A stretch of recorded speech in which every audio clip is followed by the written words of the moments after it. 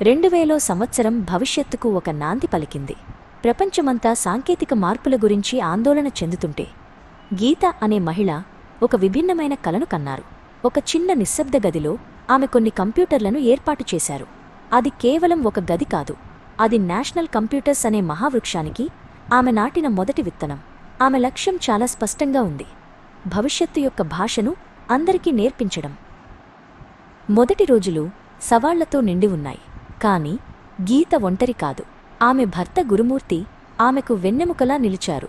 ఆయన ప్రభుత్వ ఉద్యోగి అయినా తన ఖాళీ సమయాన్ని ఆమెకు సహాయం చేయడంలో గడిపేవారు.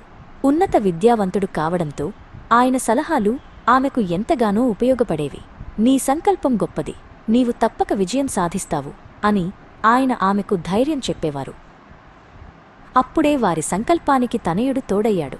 అతను ఎంటెక్, ఎంబీఏ వంటి ఉన్నత చదువులు చదివిన ఒక యువకుడు. తన తల్లిదండ్రుల కలను పంచుకోవడానికి, వారి ప్రయాణంలో భాగం కావడానికి అతను తిరిగి వచ్చాడు.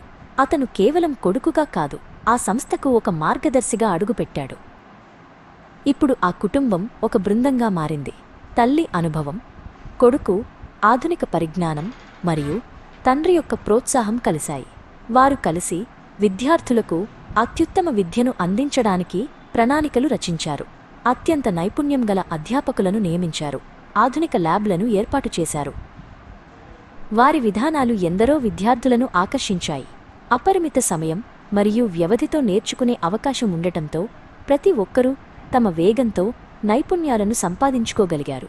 నేషనల్ కంప్యూటర్స్ కేవలం శిక్షణా కేంద్రంగా కాకుండా ఒక నమ్మకమైన కుటుంబంలా మారింది. సంవత్సరాలు గడిచిపోయాయి. ఆ చిన్న గది ఇప్పుడు విద్యార్థుల కలలతో నిండిన ఒక శక్తివంతమైన కేంద్రంగా వికసించింది. గీత, గురుమూర్తి మరియు వారి కొడుకు యొక్క అవిశ్రాంత శ్రమ ఫలించింది. వారు వేలాది మంది జీవితాల్లో వెలుగులు నింపారు.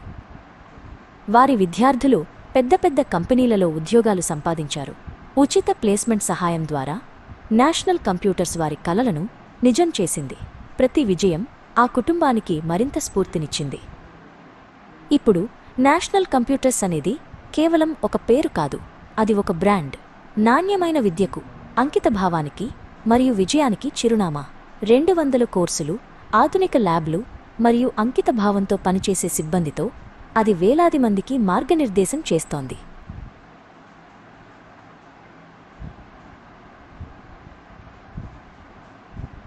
గీత ఇప్పటికీ తన ప్రయాణాన్ని గుర్తు చేసుకుంటారు. ఆమె తన భర్త, కొడుకుతో కలిసి నిలబడి ఆ బ్లింక్ అవుతున్న కర్సర్ నుండి ఈ స్థాయికి చేరుకోవడం గురించి గర్వంగా మాట్లాడుకుంటారు.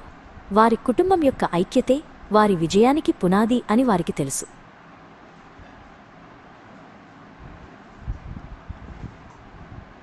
2000 సంవత్సరంలో ప్రారంభమైన నేషనల్ కంప్యూటర్స్ కథ కేవలం కంప్యూటర్ల గురించి కాదు. అది ఒక భార్య సంకల్పం, ఒక భర్త మద్దతు, ఒక కొడుకు సహకారం మరియు వేలాది మంది విద్యార్థుల కలల సాకారం గురించి. ఒక కుటుంబం కలిసికట్టుగా నిలబడితే భవిష్యత్తును కూడా నిర్మించగలదని అది నిరూపించింది.